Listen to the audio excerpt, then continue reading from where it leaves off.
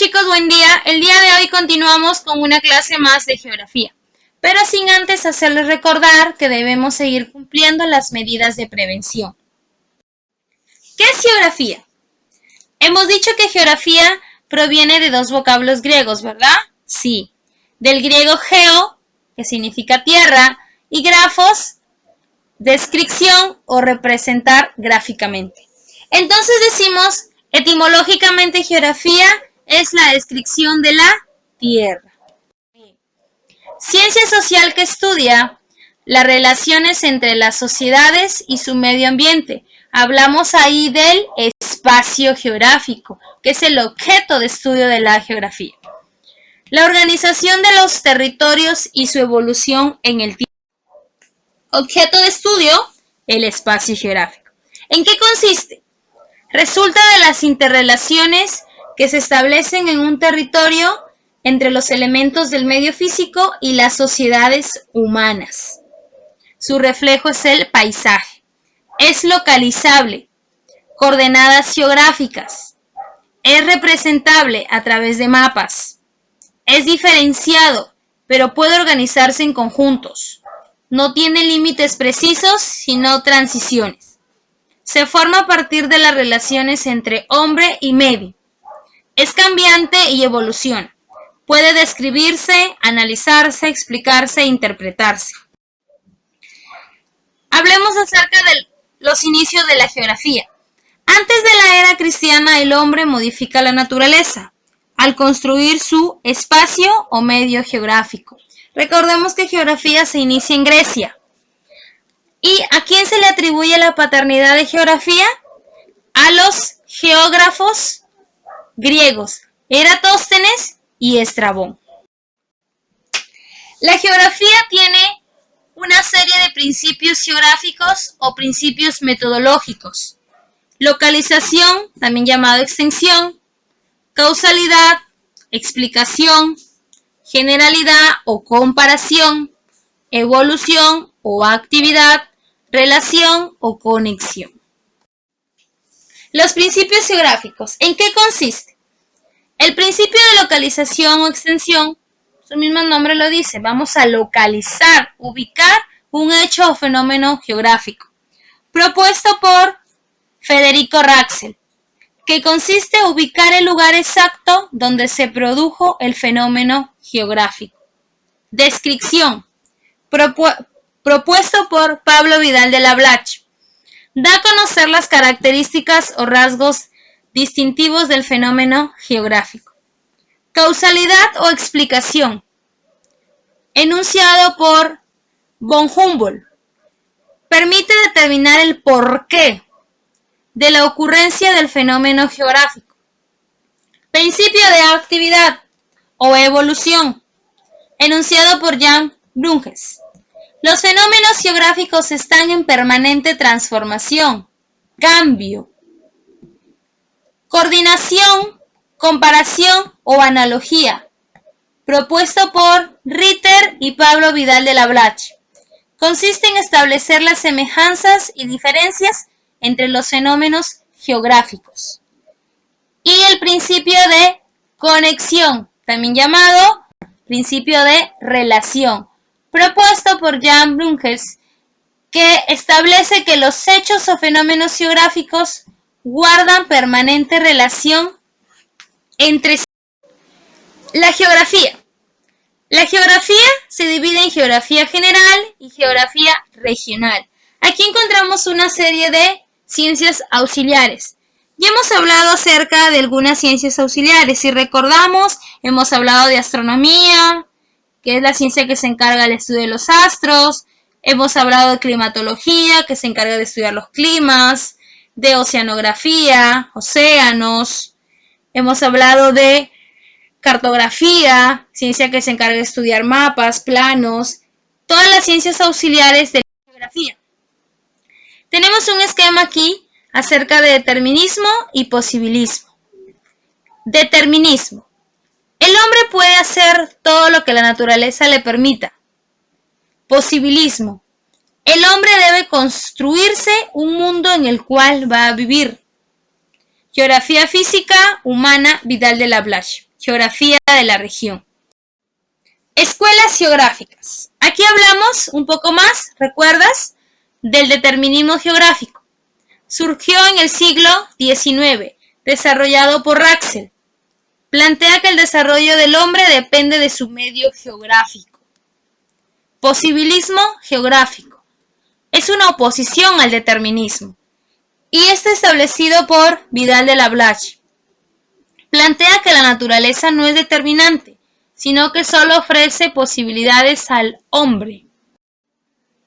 Encontramos un esquema acerca de la relación que existe entre los elementos abióticos, bióticos y antrópicos, y estos elementos forman parte del geosistema.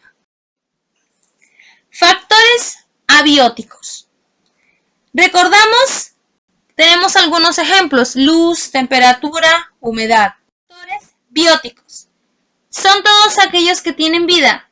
Por su nivel trófico se clasifican en productores, consumidores primarios, consumidores secundarios, terciarios y descomponedores. Factores antrópicos. Hablamos de ecosistemas naturales que han sido modificados por la acción o por la obra del hombre. También hemos hablado acerca de una evolución del pensamiento geográfico. ¿Recordamos? Sí, que se divide en dos: no sistematizado y sistematizado, que encontramos fases y representantes. No sistematizado, nomenclatura. Encontramos Heródoto, Aristóteles, Homero. Medición, medidas y ubicación de lugares, tales de Mileto, Anaximandro, Ptolomeo. Descripción, Marco Polo, Cristóbal Colón, Hernando de Magallanes. Y clasificación, Anderson y Fuster, Carlos Darwin. Pensamiento sistematizado, un pensamiento más concreto.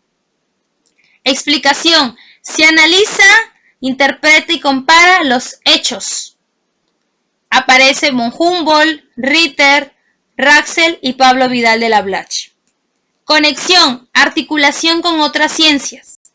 Pierre y Meindl. Encontramos acerca del pensamiento geográfico. En el siguiente cuadro presentamos una síntesis de la evolución del pensamiento geográfico desde finales del siglo XVIII hasta nuestros días. Periodo: fines del siglo XVIII hasta mediados del siglo XIX. Concepción del espacio y enfoque. Enumeración, descripción, localización y cartografía de lugares. Descripción sistemática del espacio, es decir, que solo se encargaban a recopilar datos, a describirlos nada más. Tendencia o corriente enciclopédica. Geógrafos, von Humboldt y Ritter. Siglo XIX. El espacio como ambiente natural determinante de la actividad humana. Tendencia, determinismo ambiental. Geógrafos, Raxel y Mackinder. Siglo XX. Estudio de las particularidades de cada espacio. Búsqueda del enfoque. El medio físico ofrece posibilidades. Tendencia, posibilismo, regionalismo. Geógrafo, Vidal de la Blache. Evolución de la teoría geográfica. Hemos dicho que se divide en periodos. En la Edad Antigua, recordamos que encontramos dos escuelas, ¿verdad? La escuela jónica y la de Alejandría. La escuela jónica se encargó principalmente de ser descriptiva y la escuela de Alejandría se caracterizó por precisar las medidas o los aspectos matemáticos de la Tierra.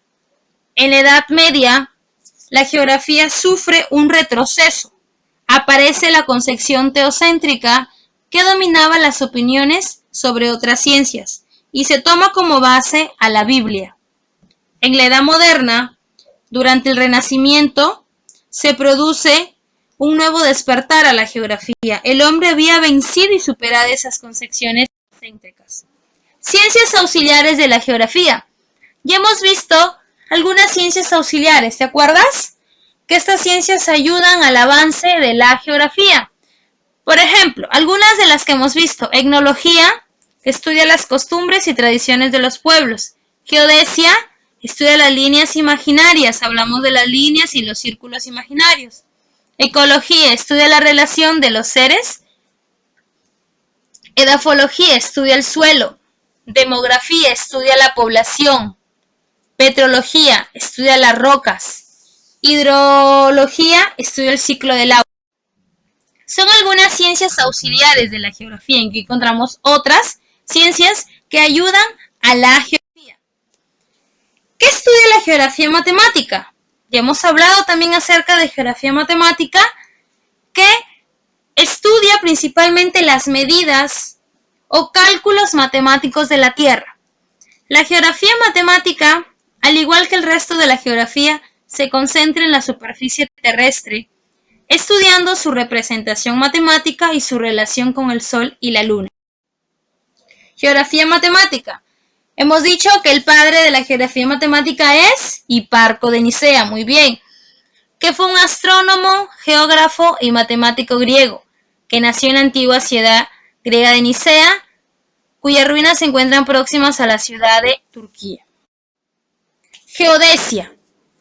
Cuando hablamos de geodesia, decimos que es la ciencia que se encarga de estudiar las líneas y los círculos imaginarios de la Tierra. Al hablar de geodesia, recordemos que hemos dicho que hay una geodesia. Algunos autores afirman que encontramos una geodesia teórica y una geodesia práctica. Geodesia teórica estudia la forma y dimensiones de la Tierra, y geodesia práctica se encarga de los procedimientos para la medida de porciones terrestres. El objeto de la geodesia es el estudio y la determinación de la forma y dimensiones de la Tierra, de su campo de gravedad y sus variaciones temporales. Esta definición incluye la orientación de la Tierra en el espacio. Eratóstenes, el método de Eratóstenes. Recordemos que cuando hablamos de Eratóstenes se le considera ¿a quién? Al padre de la geodesia. Recordemos que Eratóstenes es un personaje principal. ¿Por qué? Porque fue el que calculó la circunferencia de la Tierra. Líneas imaginarias. Encontramos radios. Los radios son aquellas líneas que unen un punto cualquiera de la superficie terrestre con la Tierra. Recordamos que hay infinitos radios. Encontramos 3 radios: radio ecuatorial, polar y radio medio. Aquí podemos observar los infinitos radios y el radio polar, medio y ecuatorial. Eje terrestre, conocido como línea de los polos. Esos polos son polo geográfico norte y polo geográfico sur. Presenta una inclinación con respecto al plano de la vertical, 23 grados 27 minutos, y al plano de la eclíptica, 63 grados 33 minutos. En su extremo norte encontramos a la estrella polar, y en el sur, ¿a quién? A la constelación Cruz del Sur. Aquí observamos al eje terrestre. Círculos imaginarios. Ya hemos dicho que encontramos círculos mayores y círculos menores. Dentro de los círculos mayores encontramos al ecuador y al meridiano de Greenwich. Dentro de los círculos menores, a los paralelos, meridianos, trópicos y círculos polares. Encontramos en el siguiente gráfico una red de paralelos y meridianos. Círculos mayores. El ecuador terrestre. Se le conoce como línea equinoccial. Tiene una longitud de 40.076 kilómetros. Divide la Tierra en 2 hemisferios, norte y sur. Ecuador terrestre proviene de la voz latina equar, que significa igualdad, partes iguales. Encontramos ahí el trazado del ecuador terrestre. Meridiano base. Se le conoce también como meridiano de Greenwich. Meridiano 0, primer meridiano. Es el meridiano por el cual se permite medir longitud. Observamos ahí el trazado del meridiano de Greenwich, también los trópicos y la línea del Ecuador. Paralelos. Los paralelos son círculos imaginarios perpendicular al eje de la Tierra. Tienen dirección este-oeste. Se cortan con los meridianos en ángulos rectos. Observamos ahí paralelos norte y paralelos sur. Círculos menores. Los trópicos son paralelos situados a 23 grados 27 minutos norte y sur con respecto al Ecuador. Y encontramos dos, el trópico de Cáncer y el trópico de Capricornio. Trópico de Cáncer, 23 grados 27 minutos norte. Cruza por América del Norte, África y Asia. Trópico de Capricornio, 23 grados 27 minutos sur. Pasa por América del Sur, África y Oceanía. Observamos ahí el trazado del Ecuador, los círculos y los trópicos. Para poder continuar en comunicación, ya saben, tenemos un horario de atención para ustedes, que son los días miércoles de 8 de la mañana a 10 de la mañana. Al siguiente correo, que es aerazo@colegioseltriunfo.edu.pe. Algo más que les quería comunicar. A partir de la siguiente semana, se va a comenzar a realizar la clase a través de videoconferencias. Y a través del correo, se les va a enviar el enlace donde pueden entrar para poder seguir con la clase de geografía de la siguiente semana. Me despido y recuerda, yo me quedo en casa, igual que tú, y gracias por su atención. Los mejores deseos para ustedes. Cuídense.